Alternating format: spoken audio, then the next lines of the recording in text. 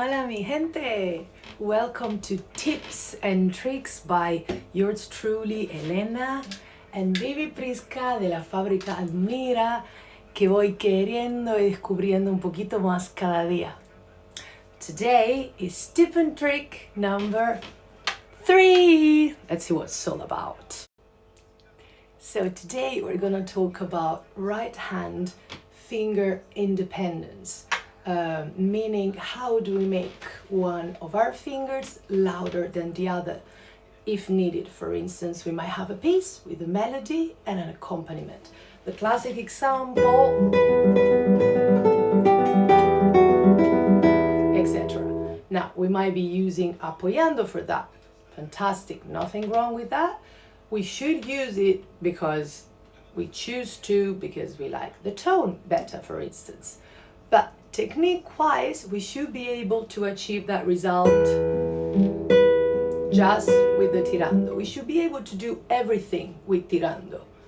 And then if we like, we can choose other techniques, I think. There are very nice exercises, which is different arpeggios combinations that we can use to learn this. So let's get started, and we're going to get started with just right hand and open strings. Off we go. So, hand on the guitar, in position. We start with P, I, M, A, where P is on string 6, I is on string 3, M on string 2, A on string 1. The first goal is to get the 4 fingers to have the same volume. We can start low, increase our speed is actually useful once we feel very comfortable, very slowly trying to increase our speed. So as I always say, use the metronome. Metronome is always our best friend.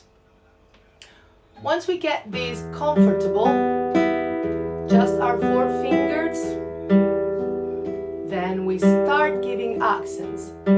Index finger, middle finger,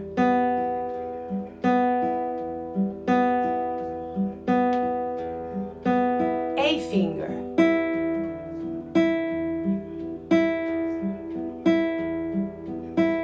this is just a basic combination. You can do any combination. I usually always suggest to start with the 4 notes arpeggio like this one.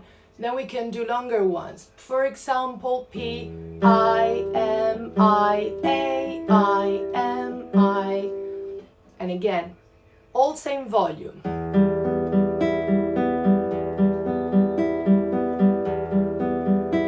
Index.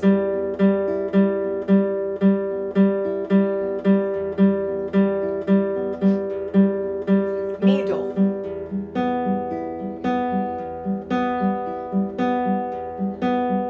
A finger.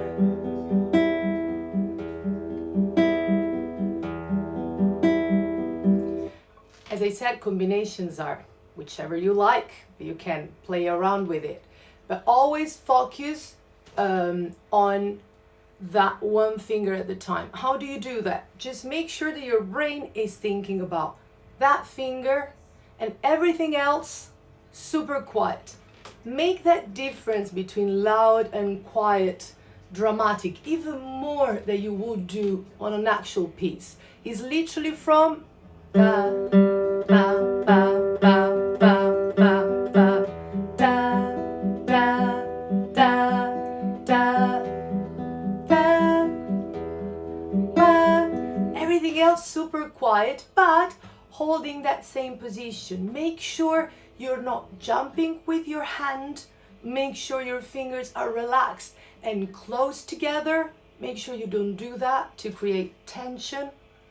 And make sure that the finger always goes towards the palm of your hand when you play. So make sure you're using this articulation and not this one. So not that, boom, that. Although again, that's for another tip and trick. That's going to be the longest one probably. Once we get comfortable with open strings, we can play around a little bit more. And I've got two nice pieces, well, nice, two awesome pieces that you can use to practice this as well. Let's see what they are. You probably can already imagine. Let's see. The first of these two pieces, let's see if you guessed right, is Leo Brouwer El Estudio número 6, Brouwer Study number 6, which is a beautiful piece. It's very useful for so many things, and in our case, it's fun. We can use it to practice this right hand technique. And if you know the piece, of course, you can apply this to the whole thing. If you don't know the piece, you can even just practice the first bar and work on that. And then as you progress, you can apply to all of it. Excuse me for my voice. The cold is trying to get the best of me. So, first thing, you just do the arpeggios. Don't worry about speed. Just even tone, so you can start slowly. If you feel confident, you can play faster, but that's not the point. It's even tone. Then we want to focus on the A finger. So let's try and hear what this new melody that's coming out is, and it will be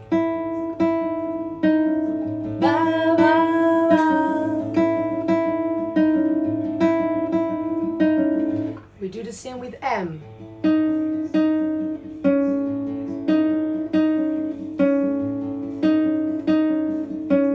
And then with I.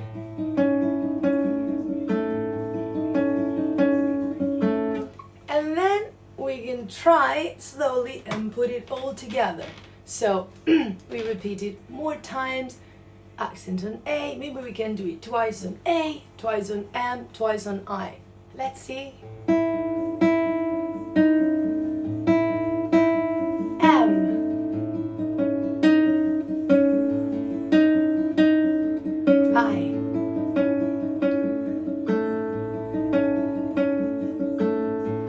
Etc. So this is a good one to practice with, and if you want to vary it a little bit. Do you know what the other one is? Drum roll. One of my other favorites, Villalobos Estudio número 1, study number 1. Again, you know the whole thing, you apply it throughout. You don't just practice the first part, the arpeggio combination. You can even try the arpeggio combination on the open strings first, which is always a good thing to do if you don't know the piece. And then, first position is just E minor. All the fingers the same, just to get used to it. Well, the piece, you can go faster, otherwise you go slower, and then the real exercise starts. So, index, you need to focus, see what it sounds like. Da, da, da, da, da, da, da.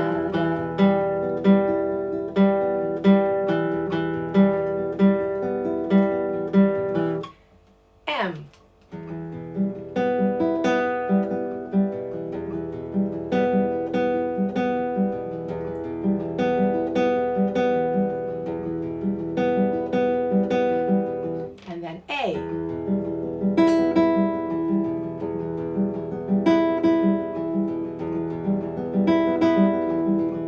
Etc. And then again, you can put them together. It's very useful for each one to listen first, get used to the new sound, because when you're used to play it all at the same volume and then suddenly you isolate a finger, it kind of sounds different. So get used to that melody and to that rhythm. And you can spend hours doing this. Well, in fact, you can spend a whole week practicing this until our next tip and trick that will arrive next week. We really hope you enjoyed this. If you want to show us your love and support, you can subscribe to my YouTube channel or follow on Instagram for more tip and tricks and more music. Thank you so much for listening and for watching. Se les quiere, mi gente. Ciao, ciao.